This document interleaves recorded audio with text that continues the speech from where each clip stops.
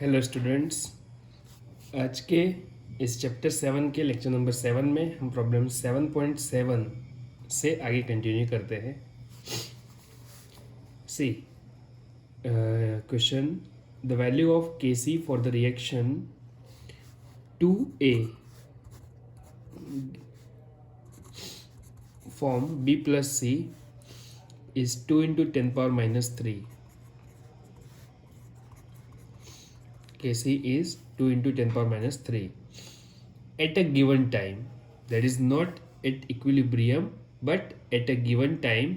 The composition of reaction mixture is concentration of A is equal to concentration of B is equal to concentration of C, that is 3 into 10 power minus 4 molar.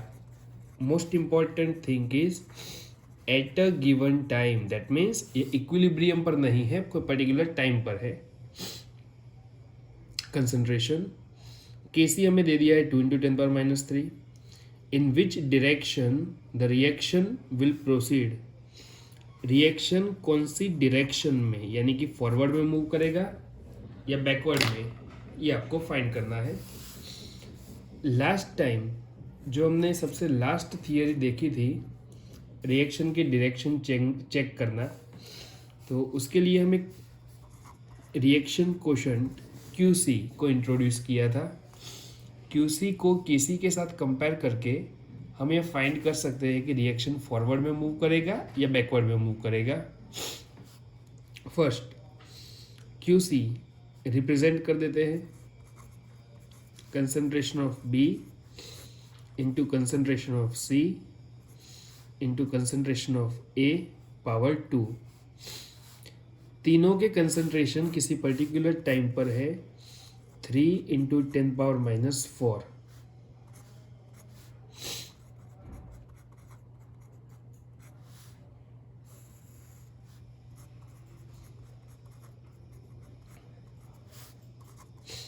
अब देखो सारी term यहाँ पर cut ही हो जाएगी, ये power 2 है तो पूरा कट हो गया, तो QC हमें मिलेगा 1।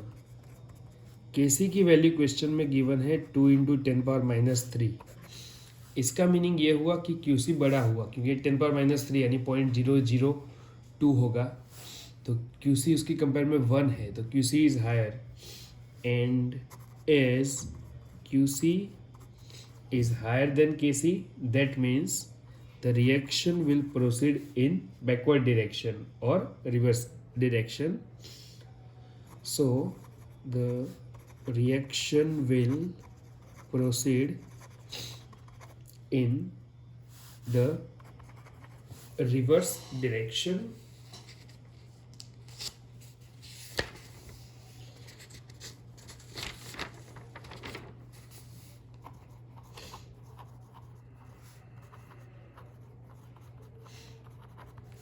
चलो कंप्लीट है। आगे अब इसके बाद हम एक्चुअली टॉपिक क्या पढ़ रहे थे, तो इक्विलिब्रियम कांस्टेंट K के एप्लीकेशन। सबसे पहला एप्लीकेशन था एक्सटेंट ऑफ रिएक्शन फाइंड करना from the value of K। Second था डायरेक्शन फाइंड करना कि रिएक्शन फॉरवर्ड डायरेक्शन में जा रहा है बैकवर्ड में, जिसके लिए हमने रिएक्शन कोशेंट QC का यूज़ किया। एंड थर्ड इसका यूज होता है टू कैलकुलेट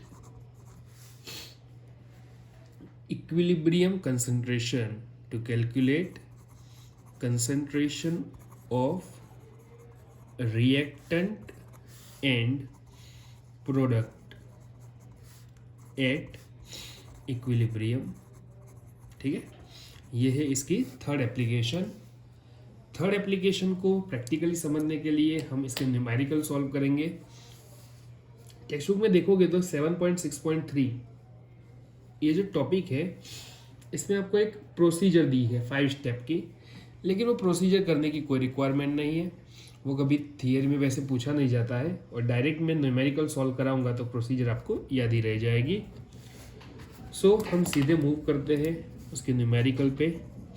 तो थर्ड एप्लीकेशन दिमाग में रख लो, हम Kc एंड Kp की वैल्यू के ऊपर से जब रिएक्शन में इक्विलिब्रियम एस्टेब्लिश हो चुका है तब के रिएक्टेंट एंड प्रोडक्ट के कंसंट्रेशंस क्या है वो हम फाइंड कर सकते हैं। See the numerical 7.8 13.8 gram N2O4 placed in 1 liter vessel at 400 Kelvin temperature. Reaction given है N2O4 gives 2 moles of NO2. Total pressure equilibrium पर मिल रहा है 9.15 bar. Calculate Kc Kp and partial pressure at equilibrium, यानी कि reactant and product दोनों के partial pressure equilibrium पर क्या होंगे वो हमें फाइंड करने हैं। The reaction is N2O4 gives 2 moles of NO2. First, weight of N2O4 13.8 gram, volume of the vessel 1 liter, temperature 400 Kelvin, equilibrium पर सिस्टम का टोटल प्रेशर बन रहा है 9.15 बार। फाइंड करना है Kc Kp, partial pressure of the gases, एक gas है N2O4 and दूसरा गैस है NO2। इन दोनों के इक्विलिब्रियम पर पार्शियल प्रेशर कितने होंगे वो हमें फाइंड करना है। जो भी वैल्यूज क्वेश्चन में गिवन थी वो सभी मैंने यहाँ पर लिस्ट कर ली है। ठीक है, चलो अब शुरुआत करते हैं इसको सॉल्व करना। सबसे पहले हम प्रेशर निकालेंगे NO2 एंड N2O4 के। प्रेशर निकालेंगे तो उसके ऊपर से Kp मिल जाएगा एंड Kp के ऊपर से हम Kc कैलकुलेट कर सकते हैं। प्रेशर कैसे निकलेंगे इन दोनों के, तो उसके लिए पहले मैं N2O4 का इनिशियल प्रेशर फाइंड कर लेता हूँ, फिर हम जो आगे इक्विलिब्रियम का पैटर्न यूज़ करते थे वो करेंगे। N2O4 का इनिशियल प्रेशर फाइंड करने के लिए मैं गिवन डेटा का यूज़ करता हूँ। हम आइडियल गैस इक्वेशन के ऊपर से फाइंड कर सकते हैं। आइडियल गैस इक्वेशन है PV is equal to nRT। n mole होता है वेट बाय मोलिकुलर मास, तो इसको हम लिख सकते हैं P is equal to WRT by MV। Weight question में दिया है 13.8 ग्राम। अब 13.8 ग्राम किसका वेट है? N2O4 का। तो आपको यहाँ पर जो प्रेशर मिलेगा वो भी किसका मिलेगा? N2O4 का। R universal gas constant 0.083, temperature 400 kelvin पर रखा गया है। मॉलिक्यूलर मास तो N2O4 का कैलकुलेट कर लेते हैं। नाइट्रोजन का 14, सो 14 टू ज़ा 28 प्लस 16 फोर ज़ा 64, 64 प्लस 28 92। तो N2O4 का मॉलिक्यूलर मास आएगा 92, वॉल्यूम 1 लीटर। चलो इसको कैलकुलेट करो तो आपको N2O4 का इनिशियल प्रेशर मिल जाएगा 13.8 multiplied by 0.083 multiplied by 400 divide by 92, that is 4.98 bar. Clear?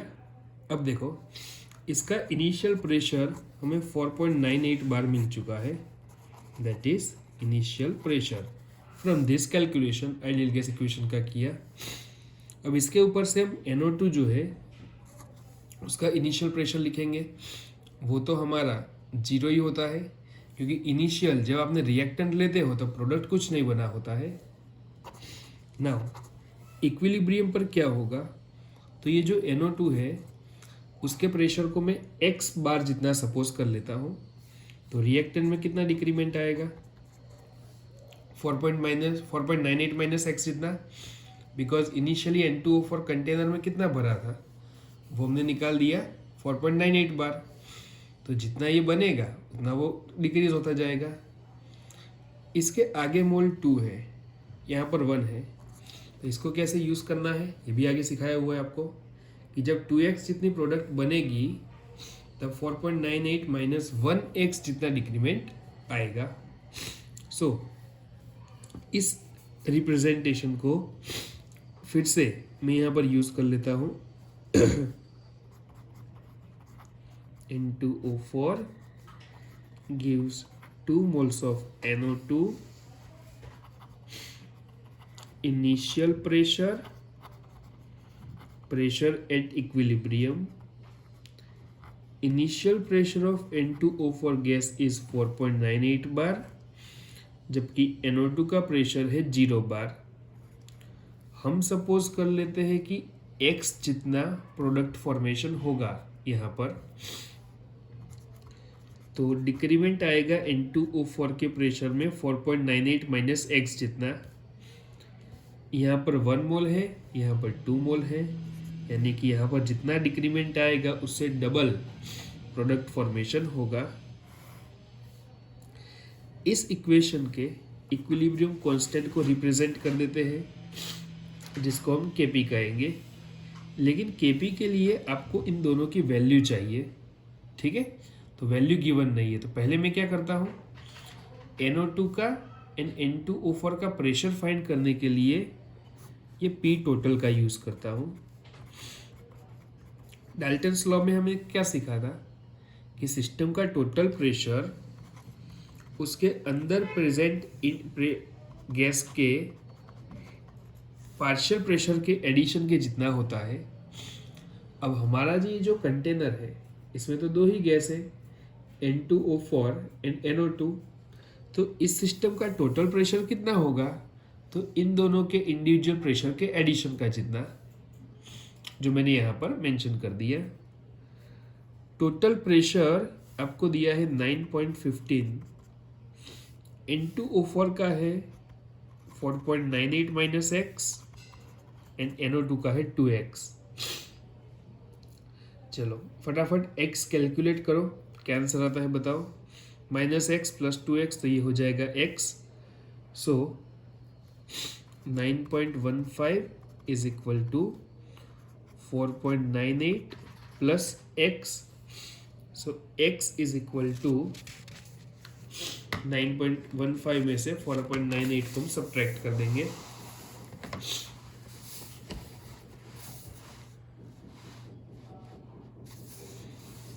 So x हमें मिल जाएगा 4.17 बार। क्लियर। आगे pressure of N2O4 and pressure of NO2 ये क्या है, तो N2O4 का प्रेशर आपने सपोज करके रखा है 4.98 माइनस x जितना एंड N2O4 का 2x जितना। तो 4.98 माइनस 4.17 करेंगे एंड नीचे 2 इंटू 4.17, तो आपको इन दोनों के प्रेशर मिल जाएंगे। 4.98 माइनस 4.17 ये है 0.81 बार एंड 2 इंटू 4.17, तो ये है 8.34 bar. So equilibrium constant Kp represent करो हमारे इक्वेशन के लिए। देखो क्वेश्चन में इक्वेशन, प्रेशर ऑफ NO2 इसके पावर में 2, क्योंकि आपके पास दोनों के प्रेशर है रिएक्टेंट एंड प्रोडक्ट के, तो आपको क्या मिलेगा Kp नॉट Kc, ठीक है। तो प्रेशर ऑफ NO2 इसका पावर 2, नीचे आएगा प्रेशर ऑफ N2O4। ये रिएक्शन को देखकर हम रिप्रेजेंटेशन करते हैं। अब दोनों के प्रेशर आपके पास है तो Kp कैलकुलेट कर सकते हो। प्रेशर ऑफ NO2 8.34, N2O4 का है 0.81 सो केपी मिलेगा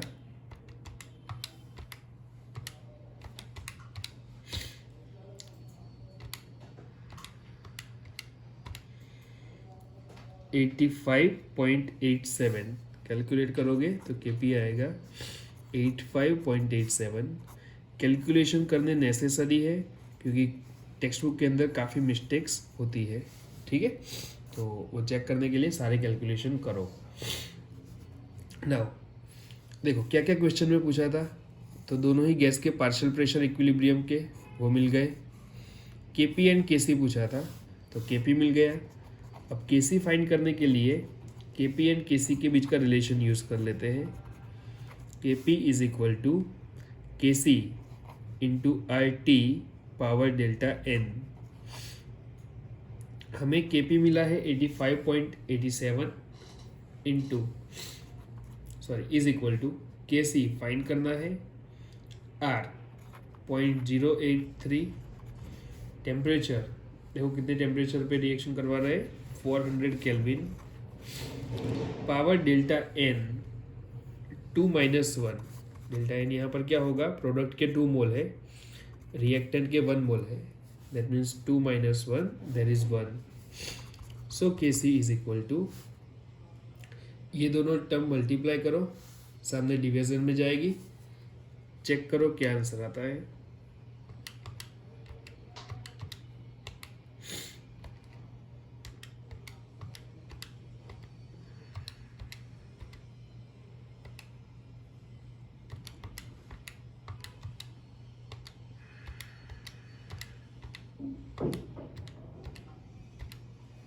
to 2.58 that is nearly equal to 2.6, ठीक है। सो केसी हमें मिलेगा 2.58। तो सिंपल सा न्यूमेरिकल था, सिर्फ चेंज क्या था, तो इनिशियल प्रेशर आपको नहीं दिया हुआ था, तो हमने आइडियल गैस इक्वेशन का यूज़ करके पहले इनिशियल प्रेशर निकाल दिया। फिर केपी गिवन नहीं था तो डाल्टन्स लॉ का यूज़ किया। फिर मुझे एक्स की वैल्यू मिल गई, उसको पुटअप करके रिएक्टेंट एंड प्रोडक्ट के प्रेशर निकाल दिए, and from that KP and then KC, ठीक है। चलो नेक्स्ट 7.9।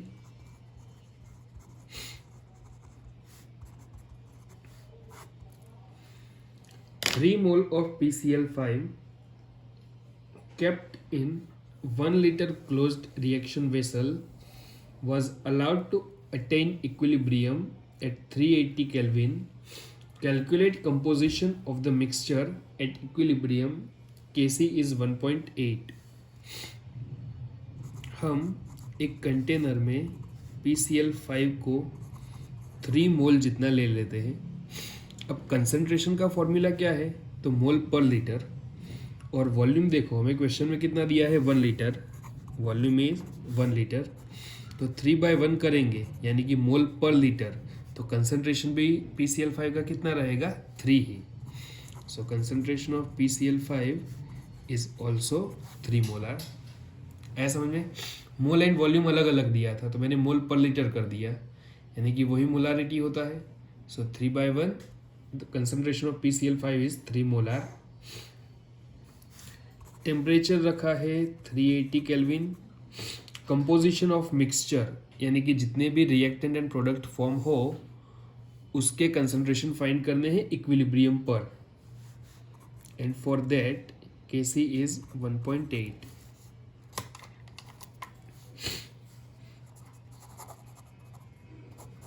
नाउ जब भी आप एक क्लोज कंटेनर के अंदर PCl5 को रख देते हो तो वो अपने आप डिकम्पोज होकर फॉर्मेशन करता है PCl3 + Cl2, ठीक है। ये रिएक्शन आप याद रखोगे। फॉस्फोरस पेंटाक्लोराइड के डिकम्पोजिशन से फॉस्फोरस ट्राइक्लोराइड एंड क्लोरीन का फॉर्मेशन होता है। नाउ डेटा है क्या आपके पास, तो इनिशियल कंसंट्रेशन है PCl5 का 3 मोलार। फाइंड क्या करना है, तो एट इक्विलिब्रियम PCl5 का कंसंट्रेशन क्या होगा, PCl3 का क्या होगा एंड Cl2 का क्या होगा। तो जैसे हम सपोज करते थे वैसे हम इसके सॉल्यूशन को आगे बढ़ाते हैं कि इनिशियल कंसंट्रेशन जो प्रोडक्ट होंगे उसके 0 0 है, कुछ नहीं बने हुए होंगे जब आप इनिशियली जस्ट रिएक्शन को स्टार्ट करते हो। आफ्टर सम टाइम PCl3 का मान लो कि x जितना कंसंट्रेशन x मोलार जितना बनता है, Cl2 भी सेम x मोलार जितना फॉर्म होता है, तो PCl5 कितना रहेगा? तो 3 में से जितनी प्रोडक्ट बनेगी उतना रिएक्टेंट कम हो जाएगा।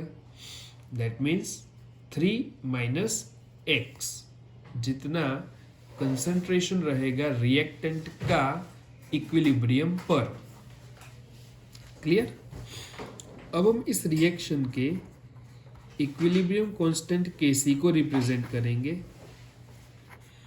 Concentration of PCl3, concentration of Cl2 upon concentration of PCl5। PCl3 का कंसंट्रेशन x जितना सपोज करके रखा है, Cl2 का भी सेम x जितना, PCl5 का 3 माइनस x जितना। Kc आपको क्वेश्चन में दे दिया है 1.8।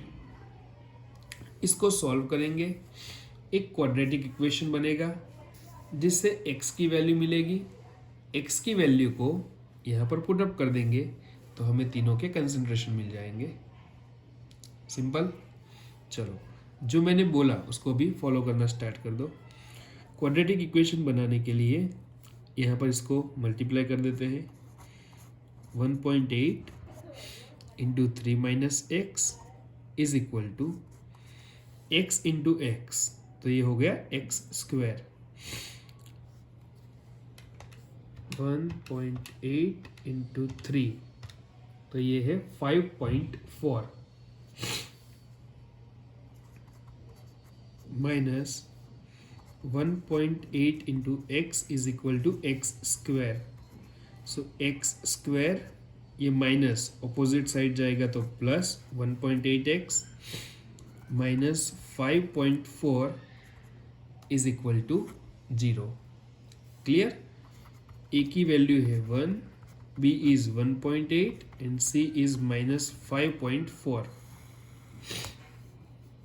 अब इस क्वाड्रेटिक इक्वेशन को सॉल्व करेंगे।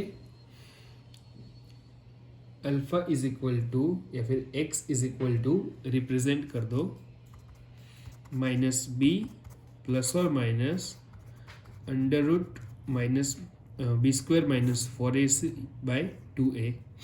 दो वैल्यू पॉसिबल होगी, नेगेटिव वैल्यू को यहाँ पर नहीं ध्यान में लेंगे हम। तो x की क्या वैल्यू बनेगी, चलो फाइंड करके बताओ।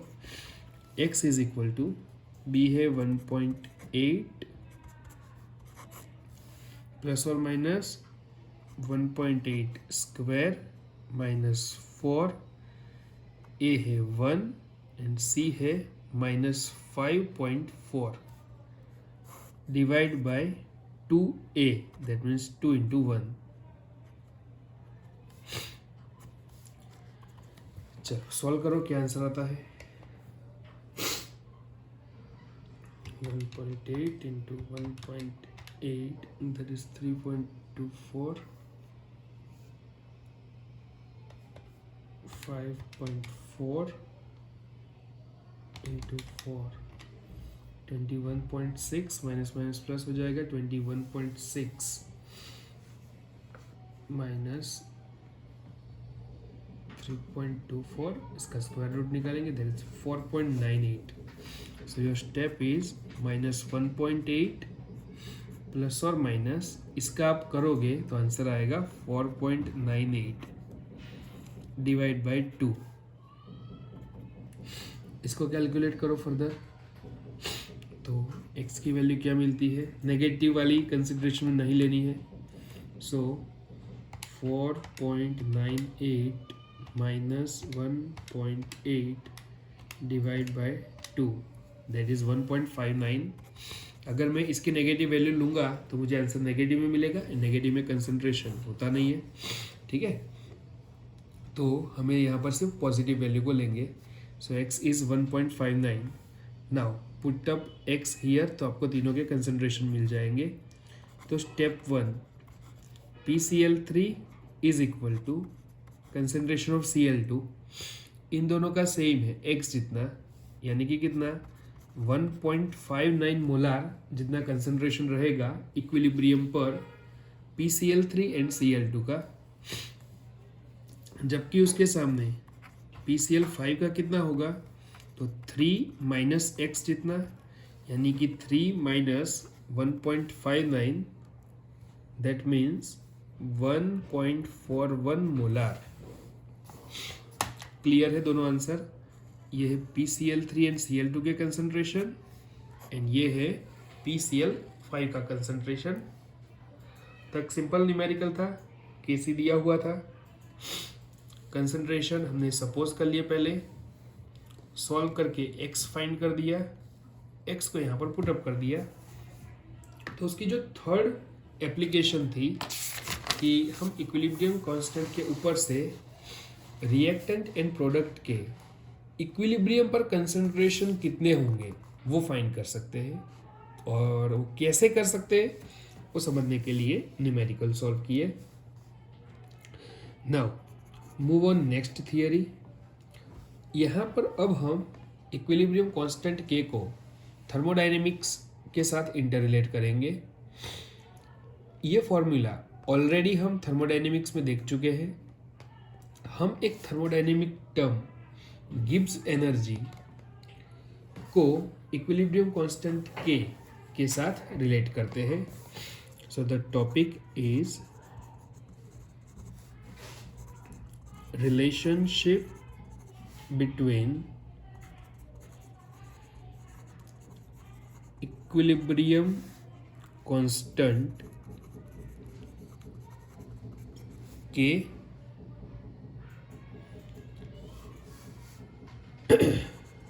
and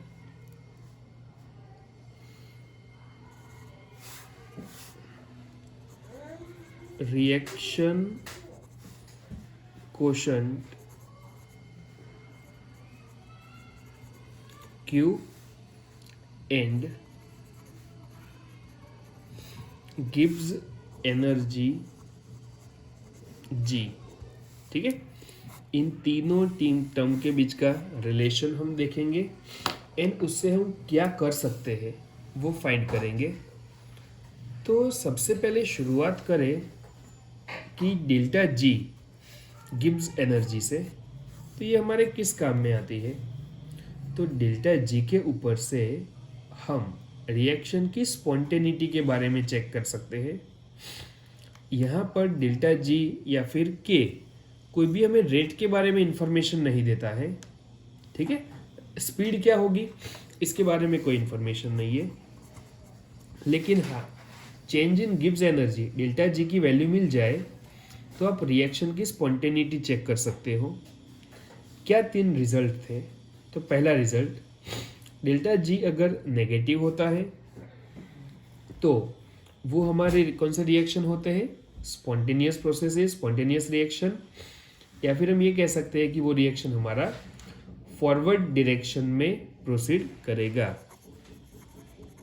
reaction is spontaneous, that means proceed in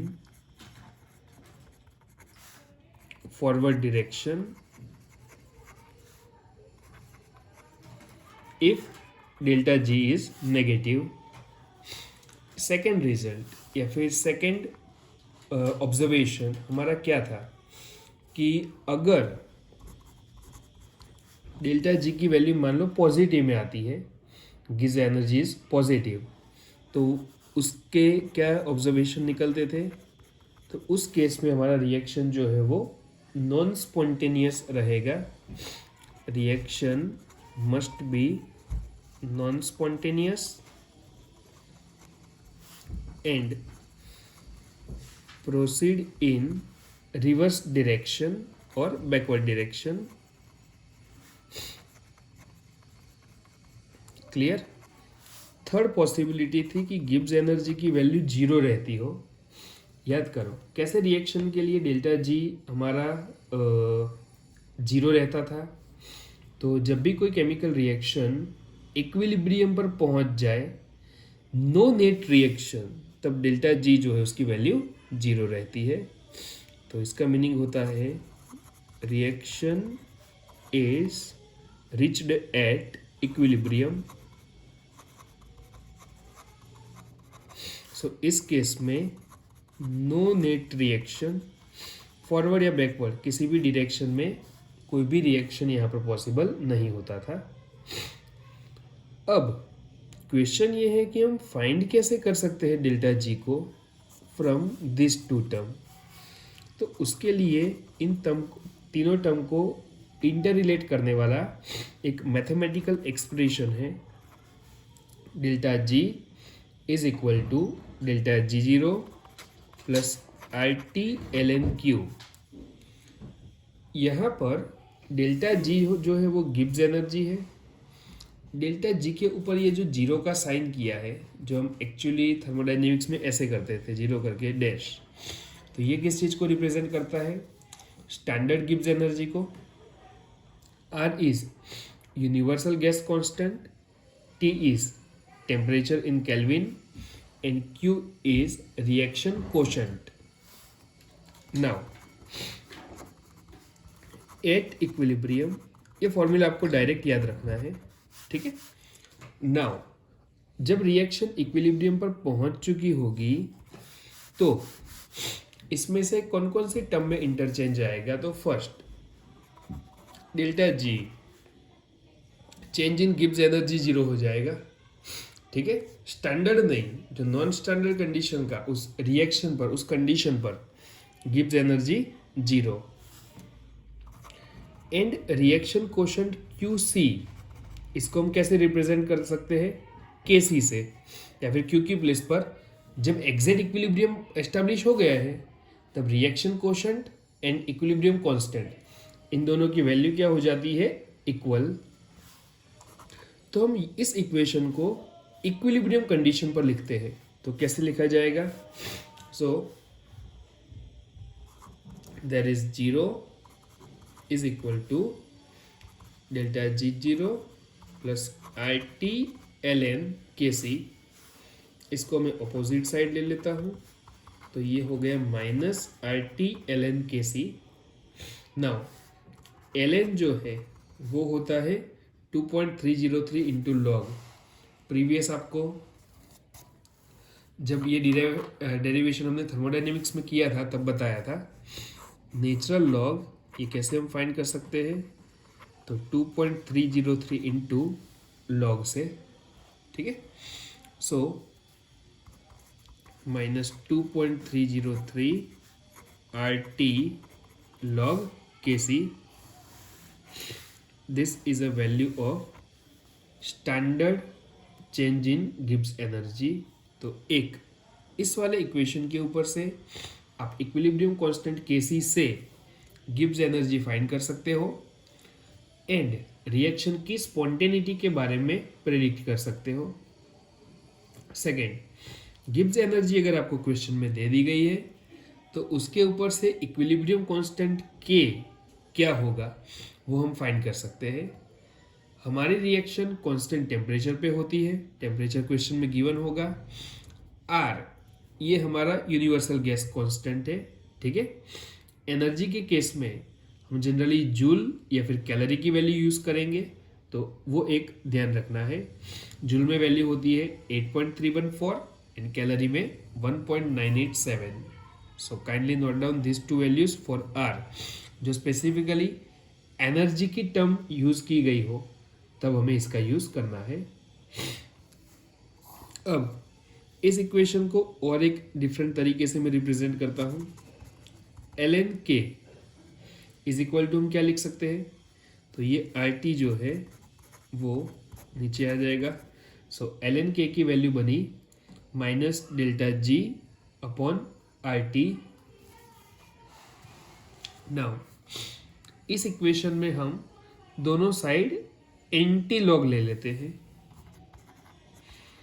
taking antilog of both side,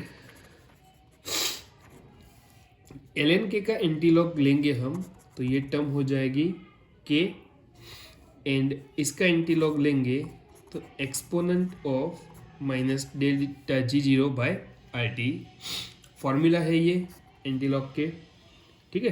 तो हमने दोनों साइड एंटीलॉग ले लिया, जिससे हमें इक्विलिब्रियम कांस्टेंट k का ये एक नया फॉर्मूला मिल गया। इस फॉर्मूला के ऊपर से भी हम प्रेडिक्ट कर सकते हैं स्पॉन्टेनियस रिएक्शन के बारे में। तो फर्स्ट रिजल्ट में लिखता हूँ, फॉर अ स्पॉन्टेनियस रिएक्शन आपको सबसे पहले गिब्स एनर्जी, इसकी वैल्यू क्या बताई कि गिब्स एनर्जी की वैल्यू जब 0 से लोअर होती है, जब 0 से लोअर होती है,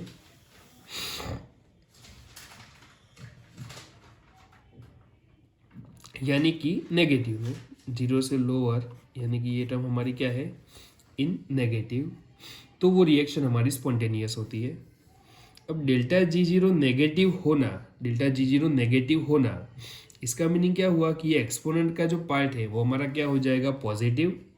सो we can say that minus delta G0 by RT, ये हमारी टर्म क्या हो जाएगी, पॉजिटिव में। अगर ये वाली टर्म हमारी पॉजिटिव में हो जाती है और ये एक्सपोनेंट का पार्ट है, तो जब आप मैथमेटिकली कैलकुलेट करोगे तो k की वैल्यू 1 से हायर आएगी, ठीक है। तो इसका मीनिंग क्या हुआ कि k की वैल्यू 1 से हायर आती है, 1 से ज़्यादा होती है, तब वो सारे के सारे रिएक्शन हमारे स्पॉन्टेनियस रिएक्शन होंगे। क्लियर है। Second result, for a non spontaneous reaction, non spontaneous के लिए हमने क्या सोचा था कि गिब्स एनर्जी की वैल्यू 0 से हायर रहेगी, 0 से हायर यानी कि पॉजिटिव में। अगर गिब्स एनर्जी पॉजिटिव में रहेगी तो ये जो एक्सपोनेंट का पार्ट है minus delta G upon RT, ये वैल्यू आपको क्या मिलेगी, नेगेटिव में, एंड एक्सपोनेंट का पार्ट नेगेटिव में मिलेगा, तो मैथमेटिकली इक्विलिब्रियम कांस्टेंट k की वैल्यू 1 से लोअर रहेगी। दैट मीन्स, इसका मीनिंग क्या हुआ कि k की वैल्यू जब भी आपको 1 से लोअर मिले, k की वैल्यू जब भी आपको 1 से लोअर मिले, वो रिएक्शन ऑलवेज क्या होगी, नॉन स्पॉन्टेनियस रिएक्शन। क्लियर है।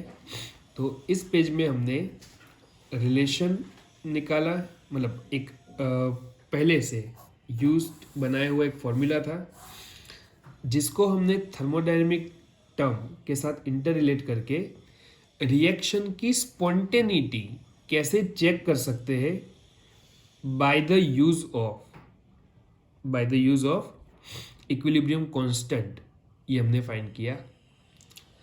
यहाँ पर हमने ये समझा कि डेल्टा G गिब्स एनर्जी तो हमें स्पॉन्टेनिटी के बारे में इंफॉर्मेशन देता ही है, लेकिन इक्विलिब्रियम कांस्टेंट जिसको हम K या फिर Kc से रिप्रेजेंट करते हैं, वो आपको कैसे इंफॉर्मेशन देगा रिएक्शन की स्पॉन्टेनिटी के बारे में, उसके बारे में थोड़ा सा बात किया।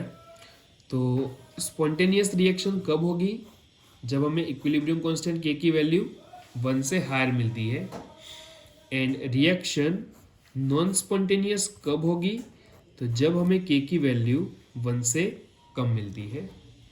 तो ये आपको MCQ में भी पूछ सकते हैं, थियरी भी 2 मार्क्स में पूछी जा सकती है, एंड इसके रिलेटेड न्यूमेरिकल भी आते हैं। इसके न्यूमेरिकल जो प्रॉब्लम 7.10 एंड 11 है वो हम नेक्स्ट लेक्चर में सॉल्व करेंगे। फिलहाल मैं आपको उसको होमवर्क में ट्राई करने के लिए कहता हूँ।